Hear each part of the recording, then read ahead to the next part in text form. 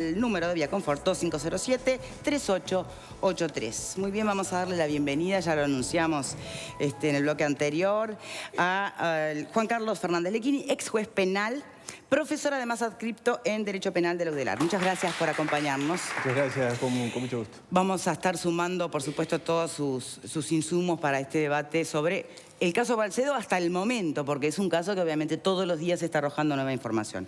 Pero también anunciábamos una comunicación telefónica con el director de la Dinama, el señor Alejandro Nario. ¿Lo tenemos en este momento en línea? Nario, ¿qué tal? ¿Cómo estás? Muchísimas gracias por su tiempo. Sé que ha estado de medio en medio. Y sí. Los veranos siempre por alguna razón se ponen moviditos. Sí, sí. Antes de ir al tema que nos convoca, ¿vio el incendio terrible en este momento? Sí. ¿Hay algo que usted pueda agregar como información, sobre todo con la toxicidad que se dice tienen estas columnas de humo? A ver, lo que nosotros estamos viendo en dos líneas. Primero, obviamente, nos pusimos en contacto con los bomberos, sobre todo pensando en los residuos posteriores y cómo gestionarlo, digamos. Bien. Y lo otro, estamos en contacto con la Intendencia de Montevideo para ver en sus estaciones de calidad de aire cómo está la evolución de ese tema. Lo que estamos viendo en la fábrica se trata de una empresa que se dedica a refinar grasa animal. Y para ese proceso refinado utiliza alcohol en grandes cantidades, que en principio, por lo que hablamos con los bomberos, sería lo que comenzó a incendiarse. Obviamente, al levantar temperatura, la propia grasa termina siendo un combustible. Claro. Como se da en condiciones que no son las adecuadas para la combustión, se genera una combustión incompleta, que es lo que genera ese humo negro que estamos viendo. En principio no estamos identificando problema porque básicamente la columna está subiendo y no está descendiendo sobre poblaciones, digamos, que puede ser un poco lo más complicado. Pero bueno, venimos monitoreando el tema. No, porque Vivone, la vocera de bomberos, habló de toxicidad en ese humo, tanto que por eso también exhortó a las personas que no estuvieran dentro del trabajo en concreto a alejarse de la zona. No, eso por supuesto, no, y aparte por la seguridad de explosiones, ¿no? Ni que hablar, pero...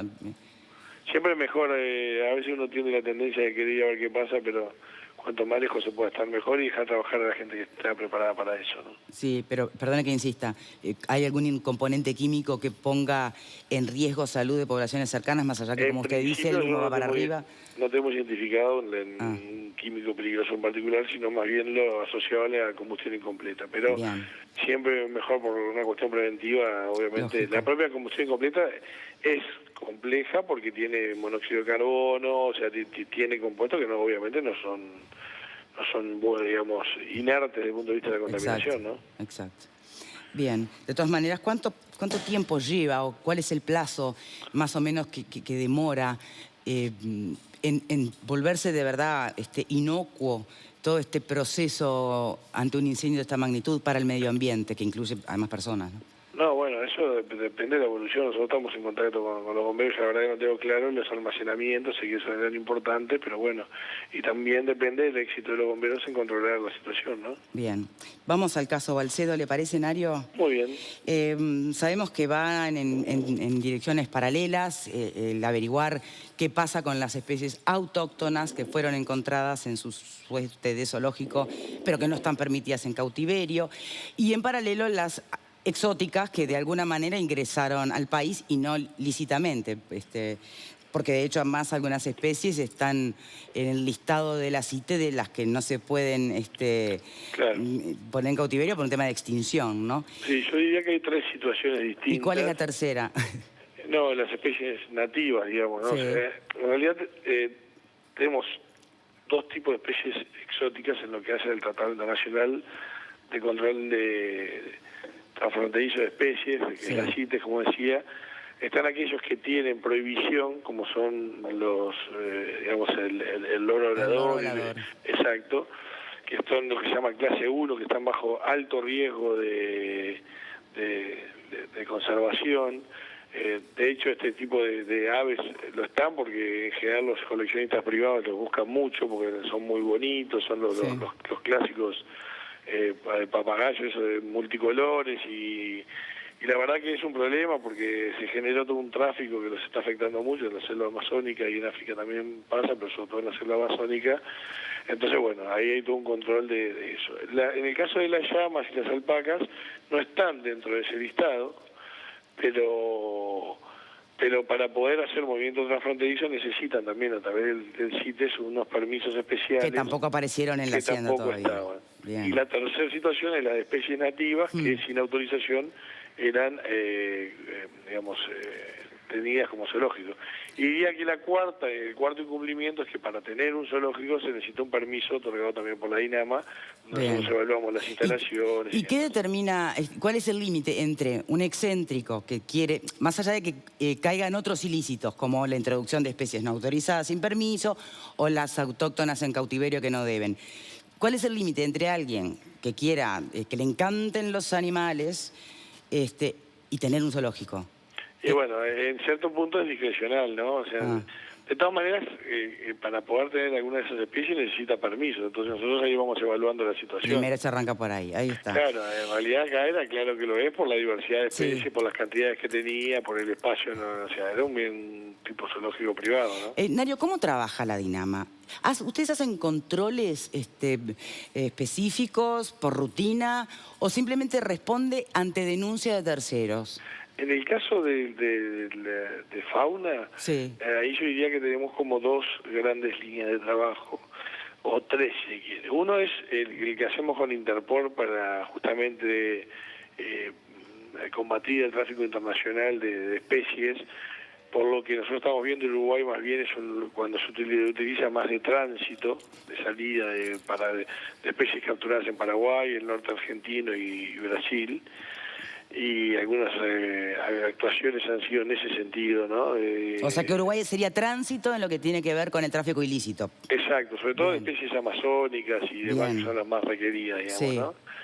En algún caso hemos encontrado alguna tenencia, pero más puntual, no así tan grande como la de ahora, sino bueno, alguna tenencia que ahí algún vecino se que lo denuncia. Y después lo que tenemos son ya más lo de especies nativas, que ahí sí nosotros trabajamos mucho en conjunto con el Ministerio del Interior a través de denuncias y también monitoreo de redes sociales. En general los cazadores les gusta mostrar la presa y bueno, ahí nos dan alguna oportunidad con las herramientas que tiene el Ministerio del Interior hoy. Claro, su propia vanidad es lo que los hace caer, ¿no? Exactamente. Ahora dígame, ¿de dónde pudo obtener las especies nativas? Bueno, ¿La compraron algún zoológico o reserva nacional? Ahí nosotros abrimos dos líneas de investigación, una de tráfico internacional, de dónde adquirió las especies exóticas, y por otro lado, dónde compró las nativas. En principio, las nativas habríamos identificado el lugar donde las compró y estamos procediendo en este momento a las sanciones correspondientes, ¿no? El lugar que las vendió es un... Y es una reserva, sí, que tenía autorización, pero no para vender, ¿no? ¿Es la reserva Pan de Azúcar? No puedo decir nombres porque estamos en el proceso en este momento. Bien, pero ahí está, ¿es pública o privada? No es pública. Bien. ¿Cambiaría en algo si fuera pública o privada? Bueno, en realidad si es pública hay otro tipo de situaciones más complejas, porque no tienen, digamos, eso implicaría que hubo un delito de algún funcionario, ¿no? Bien, pero digo, a los efectos del que compra... Sí, es el mismo ilícito. Es el mismo ilícito, bien. Y con respecto a la investigación de las exóticas, ¿no? Sí. ¿Hay alguna punta? Bueno, ahí estamos trabajando con Interpol, no le puedo decir mucho más porque recién está comenzando todo el proceso, se están haciendo las consultas, bueno. Estamos un poco más, con menos información. El otro fue bastante rápido, que pudimos acceder ahí en la zona al lugar que les habría vendido, ¿no? Bien, por lo que leí, ustedes habían constatado que todas las especies estaban en buen estado de salud, bien alimentadas. Sí. Bien. ¿Qué pasa con ellas ahora? Bueno, ahí tenemos también de vuelta tres situaciones. Las especies amazónicas en este momento están en cuarentena y controlados por los veterinarios del Parque Lecoq, porque al ser un ecosistema totalmente distinto al nuestro hay un riesgo importante de transferencia de enfermedades de ellas hacia las especies nativas o al revés. Después de ese proceso de cuarentena estaremos evaluando en función del estatus sanitario que tengan cuál es el destino que le podemos dar, que incluso puede llegar a ser la reintroducción a sus lugares de origen, ¿no? Bien, y si no, ¿cuál es el plan B? Y bueno, alguna seguir en reserva, cautiverio. Sí, alguna reserva nacional. Todo va a depender de cómo evolucionen y bueno, ahí también en el marco de las CITES hay una serie de contactos que tenemos que hacer tratando de identificar de dónde procedieron y bueno, ahí los contactos en el país de origen. Si ustedes recuerdan bien, hubo un proceso de este tipo con las famosas arañas, cuando de manera ilegal se enviaron arañas de tipo tarántula a otros países, lo identificamos y hubo una reintroducción de las tarántulas a través de justamente de CITES. El Uruguay solicitó que se devolvieran esas especies que luego fueron liberadas. Bien. ¿Cuál es la sanción que prevé la ley para cuando se comprueban estos delitos? Para terminar, ¿qué lo van a hacer? Porque hay dos situaciones más, que están las llamas y las alpacas. Sí. En ese caso nosotros nos contactamos con el intendente Vidalín, que hace poco ha inaugurado un bioparque, que nos parece que es una buena estrategia pasar de los viejos zoológicos de encierro a los bioparques, y en principio mañana podrían llegar a estar trasladándose hacia el bioparque hasta tanto se dilucida su situación final, ¿no? Bien. Y en el caso de las especies nativas, bueno, ahí también tenemos una red de reinserción en los ecosistemas del Uruguay, ¿no? Sí, porque además tal vez no necesiten, no eran especies nacidas en cautiverio, tal vez. No, porque estaban en espacios amplios, entonces claro. Bueno, pero eso hay que evaluarlo, igual los técnicos lo tienen que evaluar y ahí van dando los informes de liberación y se van liberando en paisajes donde ellos puedan vivir libremente. ¿Es probable que haya gente que desconozca la normativa en cuanto a la tenencia de cierto tipo de animales? ¿O todo el mundo lo sabe y se hacen los vivos? No, eso es así. De hecho, parte de lo que nosotros queremos es informar. El año pasado, con los procedimientos, liberamos más de 1000 aves de los distintos procedimientos que fuimos haciendo. De hecho, en algún pueblo también hemos hecho capacitaciones en la escuela explicando por qué no hay que atrapar aves y por qué termina afectando la sostenibilidad de algunas especies. Y bueno, yo creo que es un proceso de cambio cultural. En Uruguay estamos muy acostumbrados al encierro como una práctica, digamos, ¿no? De comprar, sobre todo pajaritos, ¿no? Y tenerlos en las casas, que eso es algo que se tiene que ir modificando, o hacerse en situaciones controladas con especies que no tengan determinado riesgo o que sean ya especies que son destinadas al encierro, ¿no? Bien, estábamos conversando, la última nomás, estábamos conversando aquí en el panel antes de comunicarnos directamente con usted, y claro, y uno se dice, bueno, a ver, cuando hablamos de responsabilidades, ¿no? Porque que se conforme un cuasi zoológico de esta magnitud no es de la noche a la mañana, lleva un tiempo, y esto tiene que interpelar de alguna manera a alguna autoridad. ¿Esa la Dinama? ¿Esa aduana? ¿A quién es? Bueno, la forma en que, sobre todo las exóticas, es una cosa que nosotros vemos justamente que preocupa a Interpol, cómo fue que llegaron, y ahí la duda es si hay un canal nacional de tráfico ilícito o ellos lo trajeron de otro país. En el caso de las nativas, bueno, forma parte del trabajo que venimos haciendo y que el sistema de denuncia nos ha ayudado mucho, y para nosotros es muy difícil tener una extensión en todo el territorio, por eso siempre decimos que la ciudadanía nos ayuda mucho. Claro, pero esta extensión era tan flagrante y ostentosa, ¿no? Sí, pero los animales estaban en la zona alta, tampoco era algo que se pudiera ir por la ruta y veía las especies así nomás. Estaban en una zona donde no era tan ostentoso, digamos, desde el punto de vista nuestro, sino de hecho probablemente si hubiéramos tenido denuncias antes, ¿no? Al no tener denuncias ni siquiera los propios vecinos eran conscientes del grado de magnitud, probablemente vieran alguna especie, pero no que hubiera tanta cantidad. A nadie le llamó la atención, decían que había venados, ¿puede ser?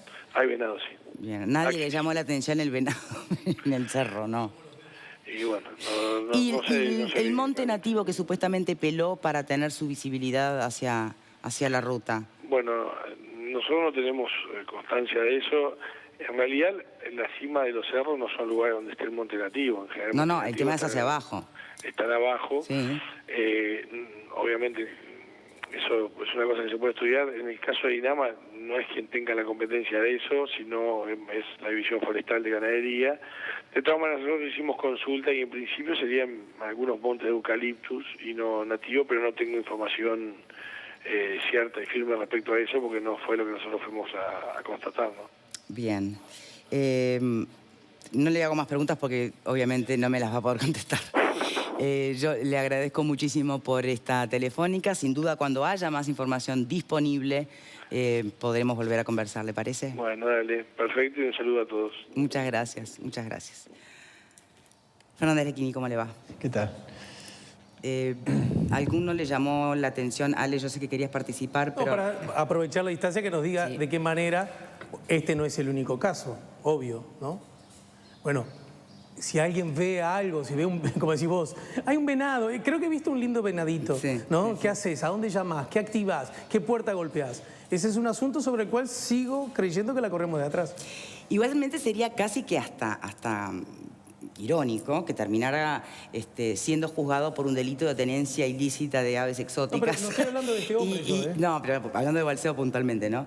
Y fuera el único camino que se encuentre para iniciar una causa aquí en nuestro país. Igual, algo es algo, ¿no? Pero sería como muy gracioso. A mí lo que me parece que esto es pasarse la pelota entre unos y otros, que realmente es increíble. Y ya que nombraron a Durazno, me remite al caso, yo no sé si recuerdan, de Sheila, aquel Serval Savannah Cat, que trajo una alemana que se jubiló, que quiso venir a Uruguay a pasar sus días de retiro, compró una chacra, trajo a este gato, que es un gato doméstico, caracterizado doméstico, dormía con ella en su cama, y después de unos meses, acá el Estado uruguayo, que entró con toda la documentación la señora, se lo retuvieron, fue a parar a Durazno, finalmente falleció allí en Durazno. Una situación terrible. Obviamente, la ciudadana alemana se fue del país. O sea, realmente esto es una situación terrible lo que pasa con los alemanes en Uruguay, que vamos a tener que hablar, porque también hay icónica feria, Tristán Narvaja, sabemos perfectamente todas las jaulas que hay allí, y todo está al control, no existe. Dejemos los animales por un rato y vamos a ver cómo entran divisas a nuestro país. Porque es verdad lo que escribe mucha gente por las redes, que vos vas a depositar un numerito X a tu cuenta bancaria y te preguntan todo, ¿no? Y te pueden hasta detener la cuenta. Y acá estamos hablando de que entraron y salieron, o por lo menos entraron seguro, un montón de divisas por las que nadie preguntó absolutamente nada. ¿Cuán frecuente es todo esto, Lequini? ¿O este es un caso que va a ser historia? Y no sabemos cuán frecuente es porque este caso se hizo visible, pero ¿cuántos otros más hubieron que no se hicieron visibles? No lo sabemos. O sea, gente que en este momento tiene esa cantidad de dinero o que ingresó esa cantidad de dinero y que no lo sabemos, ¿no? Ahora, porque después están las que se declaran, ¿no? Las que entran y se declaran. Claro, bueno... Claro, porque es muy fácil también caer en esa suerte de verdad de que, mira, esto es lavado seguro, ¿viste? Los que no tenemos idea y opinamos así, ¿viste? Bueno, exacto. A ver, porque el límite entre lo que puede llegar a ser la ostentación, ¿no? De una familia que le guste ostentar, y cuándo generar la alarma, cuando de verdad ya la ostentación es flagrante y merece investigación, sin esperar que alguien haga una denuncia. Bueno, para el Estado uruguayo, $10.000 ya merece investigación. Sí, pero si pasan por el banco, bien, si no... Es la histeria, ¿no? Es la histeria ya. Con $10.000 ya no se puede hacer nada. Yo si voy a comprar un autito con $10.000, ¿de dónde sacó $10.000, señor? ¿De dónde sacó $10.000? Por eso. Entonces, si un escribano recibe a una persona para un contrato por $10.000, ¿de dónde sacó ese dinero? El escribano tiene que averiguar la vida de su cliente. ¿Dónde sacó $10.000? Como que si en este país no se pudieran tener $10.000. Claro, de repente es una autoconfesión de una situación, de una depresión económica horrorosa. O se trata de un claro desborde estatal. $10.000 ya no se pueden tener ni disponer libremente. Hay que decirle al Estado de dónde viene. Así que bueno, de ahí para arriba todo está bajo sospecha. Bien, ¿cuánto hay de mito y cuánto hay de verdad en que, por ejemplo, Punta del Este es un lavado de dinero flagrante? ¿Cuánto de mito? No sé, porque en los 70 estaba el tema de la construcción, el boom de la construcción y todo lo demás. Mucho después de aquello se especula que aquello eran capitales lavados y todo esto, ¿no? Ahora se sigue haciendo, como existe riqueza, como existe capitales, como existen también existe esa sospecha, pero entonces con ese criterio también UPM, la plata que va a traer, le decimos, ¿de dónde la traen, señores? ¿De dónde traen esa plata ustedes? O sea, me parece, de nuevo, que estamos fuera de contexto, ¿no? Bien. A mí una cosa que no entiendo, y que tiene que ver con que es claro que en los años 70, 80 y 90 al Uruguay ingresaron mucho dinero negro. Que fue lavado acá, ¿no? Vamos hasta decir nombres, Licio Gelli, Ortolani. ¿Histórica decís vos? Sí, absolutamente histórica. ¿Sí? Repito nombres, Licio Gelli, Ortolani, la PDUE, el Bafisud, o sea, básicamente... Agrego, fue una apuesta estratégica que el país sirva como una especie de cloaca, de resumidero del dinero sucio, cercano y más o menos lejano. A eso apostó Uruguay muchos años. Yo supongo que fue que mi amigo Fernández Lequini, si hubiese estado acá en ese programa, también hubiera hablado al respecto de eso y se hubiera ofendido e indignado. Ese era el proyecto de Uruguay, ese dejó de serlo. Por suerte, creo. Eso es lo que no entiendo. ¿No? Lo que no entiendo es que del 2000 para acá cada vez hay más controles. O sea, vamos a decir que hoy hay más controles que en el año 80, 90, 95. Pero a ver, ¿estamos de acuerdo? Bueno, pero ¿sabe lo que crece también? Por ejemplo, la producción de la droga y el negocio de la droga crece semana a semana. Si antes al año se producían X toneladas, ahora hoy se producen X por 1000. ¿Por qué? Porque la capacidad de consumo es cada vez mayor, porque el negocio es cada vez mayor. No sé si no es el negocio más millonario del planeta. Entonces, es obvio, cada vez hay que lavar más. Hay que lavar, entre comillas. Y mientras tanto, la gente mayor de edad, que quiere consumir algo, tiene que andar escondiéndose del Estado, lo cual también me parece mal. Me parece que si una persona mayor de edad quiere consumir, bueno, consuma, señor. Haga con su vida lo que quiera. Pero no, el Estado no quiere. Ahora, también declarar el dinero no me garantiza que ese dinero sea bien habido. No. A ver, yo también puedo, me pongo en la piel de estas personas, puedo buscar los mecanismos necesarios como para, poder declararlos y que no genere sospecha. Ahora, yo lo pregunté hace un par de días y lo pregunto... Los $10.000 vienen de un hurto que yo cometí. Claro, ahora... porque ahora el hurto pero también declarar implica justificar. Sí, bueno. Claro, porque uno declara y entonces se supone que queda expuesto, porque el Estado va a decir, ¿cómo tenés tú $10.000? No, porque yo soy un empleado de una panadería. No podés tener $10.000, entonces estás fuera. Un empleado de una panadería, vamos a hacerlo. Bien. Un empleado de una panadería puede ahorrar $10.000. Balcedo, 7 millones de dólares en efectivo. Pero perdón, ¿no? Ahí voy. Si Balcedo es dueño de medios de comunicación, de empresas varias y todo lo demás, $450.000 que él tenga, no, eso está mal. Claro, eso es sumamente sospechoso. ¿Será así? Una persona que tiene más de una empresa. Aprovecho y le pregunto... Sin embargo, como decía bien hoy la conductora, que me parece muy interesante lo que ella dijo, ¿dónde se traza la línea de, tenés dinero, sos sospechoso? El problema es que los $450.000 estaban en efectivo. Él tiene que haber declarado que los metía al Uruguay. ¿Y por qué? Capaz que no le gusta, capaz que en ese momento no lo quería tener en un banco, capaz que es un vuelto para él. Perdón, Lequini, ¿usted está defendiendo a Balcedo? No, yo digo... pero está pareciendo eso. Lo que estoy diciendo es... ¿Está pareciendo eso? Lo que estoy diciendo es el cuidado para calificar las situaciones.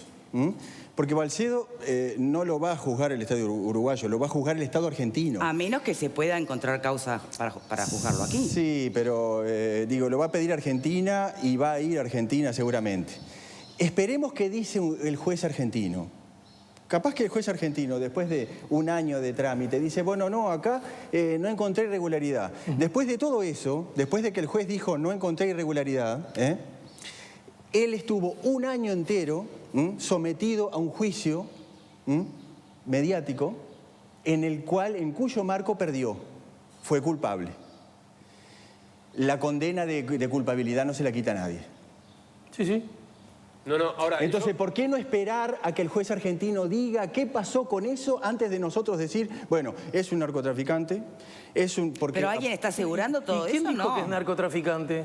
Bueno. Aparecieron las vinculaciones con los Monos, que es la banda histórica de Rosario, en pleno juicio, la mayoría capturados, se están hablando de los vínculos con los monos, que desde la cárcel siguen operando. Claro, ¿y por qué se habla del vínculo de los monos cuando supuestamente la extradición está pedida por el Estado argentino por un supuesto faltante en el sindicato que él regentea? ¿Por qué cuando hablamos de los animales decimos, ah, no, porque como Escobar?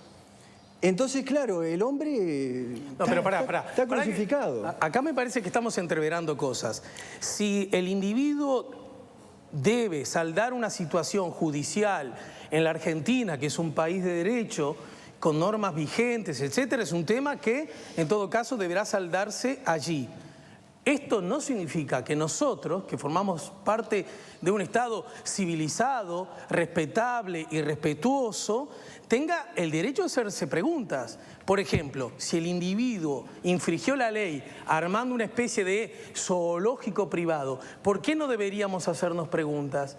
Porque a lo mejor, si el individuo en su casa tiene altísimo número de armas, de altísimo poder de fuego, ¿por qué nosotros no deberíamos hacer una pregunta? Che, ¿es razonable? ¿Es común? ¿Cuenta con los permisos? Son las cosas naturales de cualquier estado. En Canadá ocurriría lo mismo. Le agrego que tenía un montón de autos. Y si abre una caja fuerte y hay allí, ¿cuánto es que se dice? $500.000. $500.000. ¿No es sensato hacer una pregunta? Este dinero, ¿usted lo ingresó? Si lo ingresó, ¿de qué manera lo ingresó, caballero? ¿Por qué no lo declaró? Muéstreme el papelito. Ah, no lo declaró. ¿Cómo hizo? Son preguntas que a mí me parecen razonables, te diría naturales. Es más, me resulta poco razonable, poco natural pretender de que estas son preguntas raras. De verdad lo digo. A mí me llama mucho la atención. Pensé que íbamos a hablar de cuestiones técnicas acerca de este asunto y resulta que nos abrazamos a un discurso con todo derecho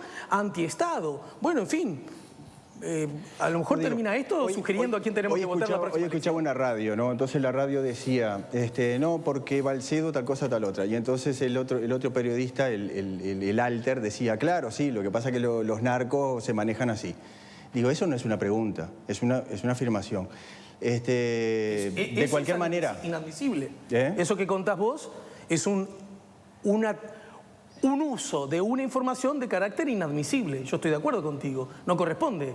No corresponde. Ahora, tener un zoológico, no decir, ¿se acuerdan que Escobar hacía lo mismo? ¿Cómo no lo vas a hacer? Tengo derecho. De cualquier manera, me parece que lo más importante de todo esto, lo mencionaba la conductora hace un rato. Preguntaba, ¿los animales están bien? Sí, están bien. Bueno, esa es una pregunta que Victoria encontró, pero que nadie se había planteado antes. Y es la pregunta más importante. ¿Están los animales bien o mal? No. A mí me parece. Bien, está. Igualmente, yo me robo un par de chiquilines y la pregunta tiene que ser, ¿cómo están los chiquilines? ¿Los tenés bien? Sí, mirá, me los afané, pero están bien. No. Voy a decir algo que muchas veces dicen los panelistas. No interpreten. Hay una diferencia. No me impongan atribuciones. No, voy a hacer lo mismo. Hay una diferencia. Y además la pregunta de Victoria hay una diferencia. Tener niños en esa situación sería una cuestión delictiva. Tener animales en esta situación no es una situación delictiva. A ver, podemos ir al grano, ya nos estamos yendo por las ramas. Igualmente, disculpen mi vocación de ser polémico. No, está bien. A ver, la pregunta concreta es, ¿usted cree que Uruguay, que en realidad ha avanzado en legislación antilavado, que ha dotado de mayores potestades en los últimos años a la Secretaría, que ha dotado de mayor número de funcionarios, ¿usted cree que en realidad no está bien ese camino? ¿Lo considera como una intromisión excesiva del Estado en las libertades personales? Sí, yo creo que Uruguay ha hecho más de lo que se le exige desde el exterior, porque el origen de todo esto está en el exterior, en los organismos internacionales, algunos organismos internacionales que le dicen a la comunidad, bueno, ustedes tienen que manejar esto, así y así. Uruguay ha ido más allá de lo que se le ha pedido. En este camino, las libertades civiles, en Norteamérica se llaman libertades civiles, aquellas de los individuos frente al Estado, han ido cediendo y van a seguir cediendo. ¿Pero qué otra alternativa encuentra usted para luchar contra el delito que tanto daño le hace a la humanidad, que tiene el lavado de activos más sus delitos precedentes, donde aparece el tráfico de armas, la droga de personas y hasta la inocente a esta altura en comparación defraudación tributaria. Bueno, más racionalidad. ¿Me lo puede contestar después de la pausa? Sí. Ya venimos. ¿Cómo no?